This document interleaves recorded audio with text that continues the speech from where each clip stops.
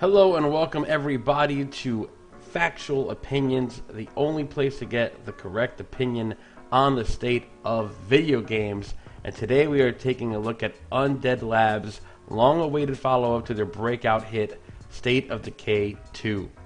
State of Decay 2 is the classic sequel in every sense. It takes everything the first game did, how it looked and felt, and built upon it and that foundation. It has improved visuals and overhauled to several systems, and for the most part improves on the experience the first game provided. And what did that first game provide, in case you did not know? Well, it was easily the best open world survival game in the zombie world at a time when so many games were struggling to enter early access, or they were based mostly on PvP gameplay like DayZ. The sequel doesn't stray far from that path. You choose a pair of survivors, and once you complete a very brief tutorial, you are thrown into one of 3 maps, and then must begin your journey to survive. You will quickly establish a base, and then you have to slowly work and build up your community to the best of your abilities. This part of the game is probably the area that contains the biggest improvement from its predecessor. The UI for managing survivors, building the base, and managing upgrades range from non-existent to very poor, and now it is excellent.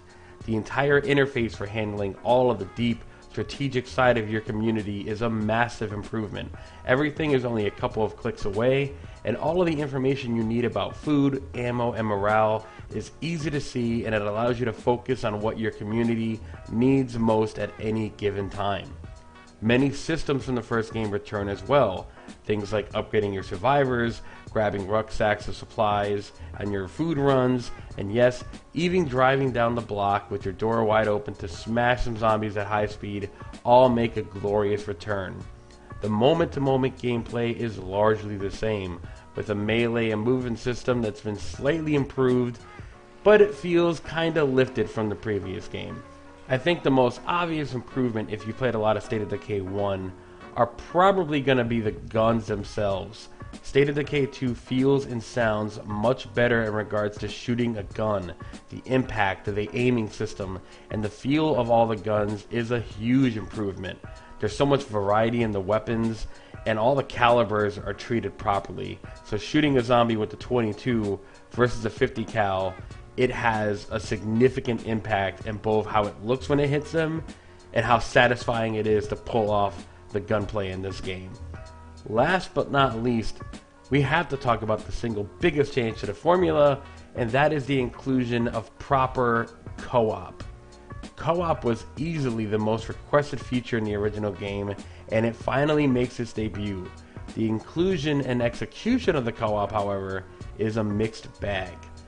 Right now, the co-op is plagued with glitches and bugs that affect the co-op player's experience drastically. Sometimes I play co-op and it works totally fine. Other times I can't stay in a friend's game for longer than seconds at a time with numerous disconnects and crashes. The game already has a fair amount of glitches and bugs on its own, and adding in the random disconnects, sync issues between players, and even basic tools like the flashlight not working properly can make playing with friends a real chore. The other, more significant problem with the co-op, however, is not the bugs, it's the lack of tension. The game is much more difficult and immersive when you are playing by yourself. In the co-op, the sheer amount of zombies doesn't seem to increase at all to counter the increased player count. Now, if you're playing on a New Game Plus, or you have moved one map to the other, the game does get harder, but a difficulty slider would have been a nice way to counter how easy the game can become when you're playing with friends right out the gate. Before I wrap it up, it would be a crime to not give special mention to the sound design. Weapons, guns, vehicles, they all have a very diverse and immersive sound design throughout the entire game. Jesper Kid once again proves himself one of gaming's best composers with a riveting score that punctuates all of the action, from the doldrums of being bored in a base to the thrills of a nighttime zombie hunt. The score is fantastic and adds a great vibe and atmosphere to State of Decay that can't be denied.